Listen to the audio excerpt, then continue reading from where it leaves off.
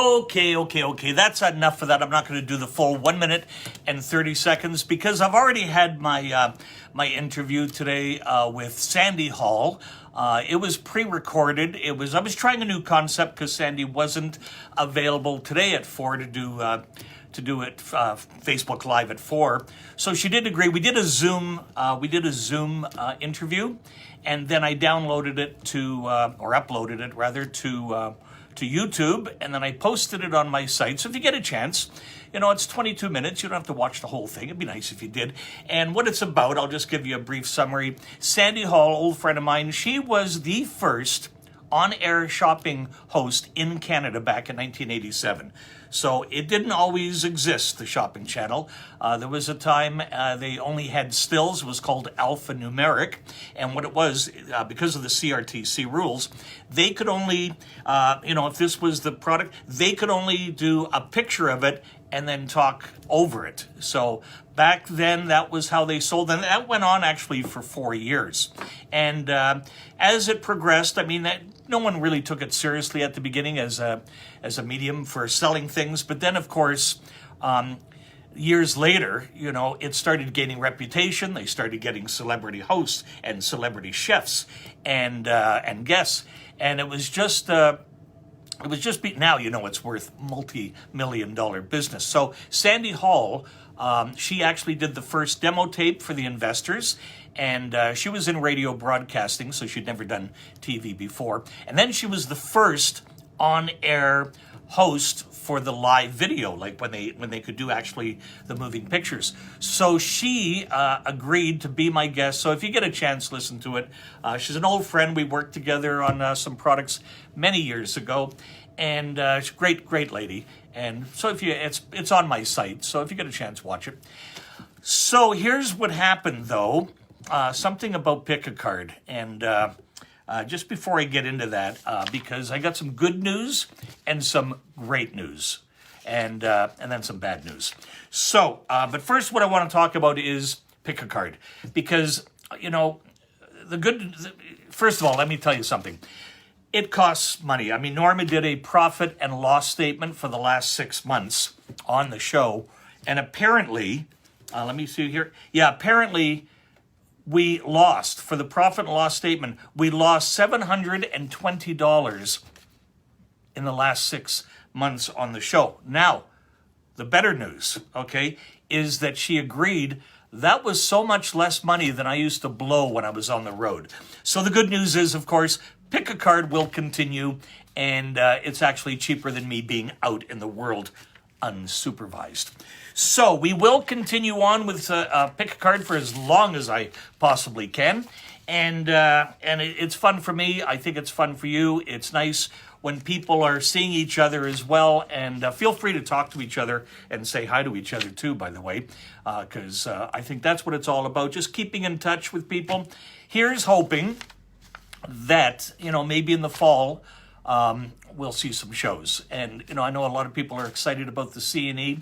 Listen, it'd be great if the C&E did pull it off, but if, let's say, possibility number one, they do open up, but it's with severe restrictions. Would you really want to do an 18-day show, and let's say every day was like the worst Monday ever? So I think be careful what you wish for. I know everyone wants the C&E to open, but I would rather wait until the world gets, there's a little semblance of normalcy, and maybe even without masks one day. I'd rather it open up because of this business, let's face it, it was hard enough under laboratory conditions without people shying away from you and sneezing on you and wearing masks. And I think body language, micro expressions are very important in our field. And I think I'd rather wait personally. And maybe I'm just getting complacent. Maybe I have the Stockholm syndrome, and I like being captive. And maybe that's it. But anyways, so the good news is, Pik A Kard will continue, and the prizes. Okay, now here's the bad news. Okay, bad news is I somehow deleted all your guesses. Yep. I don't know what happened. I was on my phone, and I said yes when I should have said no. So I deleted all your guesses, but I don't want you to guess again. Okay, I don't want you to re-guess, because here's what we're going to do. Here's the good news and the bad news and the good news. We're not going to do Pick a Card today, but wait, don't hang up. Don't hang up. I don't want to lose ratings just because, I pushed the wrong button. I came up with an idea. What I'm going to do is this. Next week, because my prizes lately, not that they're not by no means lame. This show is free. And you don't have to, it's not like Winterio, where you got to pay $1. Do you remember Winterio?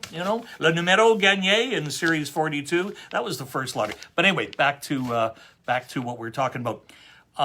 What I'm going to do, I always gave away a cloth or a peeler, and the cloths are great, and the peeler's great, but that's all small-time Canadian gifts.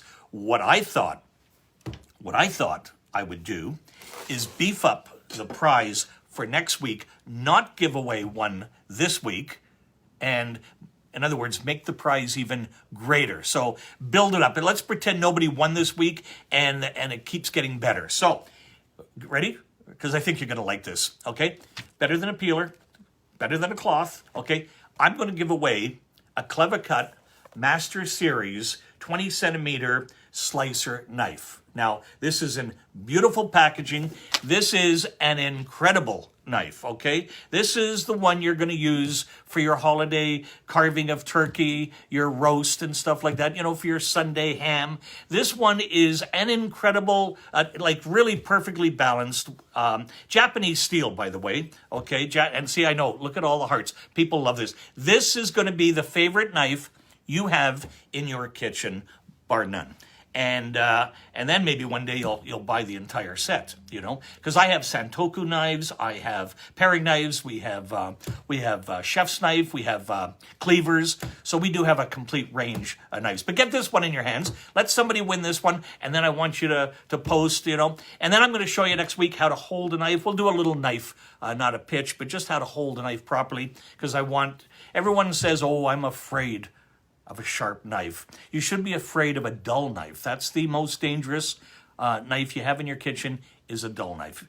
I'm not afraid of a sharp knife. If somebody was holding a sharp knife against me, then I would be afraid. But as long as it's in my hand, I feel really safe and good. So that will be next week's prize, okay? And I don't know what you've been doing all weekend. I didn't do much. I did a few things, but I did buy a duck. I bought a frozen duck, and I haven't unthawed it yet, but I'm not going to sous vide it. I'm going to put it in the oven like normal people, and I was going to spatchcock it and then sous vide it. I was looking up recipes, and then I thought, just go do back the old-fashioned way, and then I'm going to Google a duck recipe. Not everybody likes duck. Norma doesn't like duck, I know, so it's just a small little thing. So I'm going to have the duck maybe next week sometime, and I think that's it. So I hope, thanks for tuning in, and I'm really sorry that I accidentally deleted, but come on, you must admit, this is going to be so exciting, right, next week? I'm excited for someone to win this, because it is such a good product, and it's such a great prize, Did I ever tell you I was on a game show back, and this is true, this is back in the, I don't know, maybe the 70s. Yeah, I think it was the 70s. And I was on a show called I Bet. And it was a show where they would show you an old movie, and then they would stop the movie, and then they would say, what was the third man carrying in his left hand? And I came in third. There was 3 contestants. I came in third. There was 2 Larrys, and I think her name was a Ramona. She won a Posturepedic bed. The other Larry, he won, I forget what he won. And I won an assortment of Sarah Coventry jewelry. I think I did tell this story before. But anyway, so now I have my own successful game show. And this is really, successful. We only lost $780 in the last 6 months. So that's actually, for any new business, not bad, Some companies, I'm not ready to go to the Dragon's Den yet with this, because why would I, when Kevin O'Leary says to me, and how much did you make in the last 6 months? And I go, well, we actually showed a $780 loss, Kevin. I know what he's going to say to me. He's going to tell me to close down the show, and I don't want to hear that, because I'm not closing down the show. Guys, I think that's it. I'm going to go home now, and hope you have a great evening. By the way, I watched, just before I go, I watched on Netflix called Stan and Ollie, and it was about Laurel and Hardy. Great movie, great movie. It's a little sad because it's about them trying to resurrect, and it's all based on a true story, on a book that was written about them. But it was about them resurrecting their career after a fallout, and they hadn't seen each other in like 19 years. But they decided in their later life that they would try to resurrect their career and go to Europe, which a lot of people do, and start all over. And it's a little touching, a little sad, but it's called Stan and Laurel. It's on Netflix, and it's an awesome movie, and I think you'll like it. You may cry at the end, but you know what? That's okay. I didn't cry.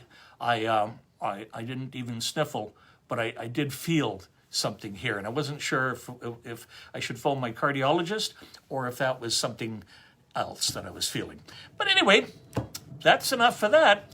Guys, thank you for tuning in. If you have a chance, watch the interview with Sandy Hall, and I did one last week with Norm Murray. If you didn't see that, that's still there. I've stopped deleting them because sometimes I would watch them and just like a comedian, I would go, no, I didn't like that show, and I would just delete. So people have told me, don't delete them anymore. Just keep them, and don't be so hard on yourself. So that's it, guys. See ya.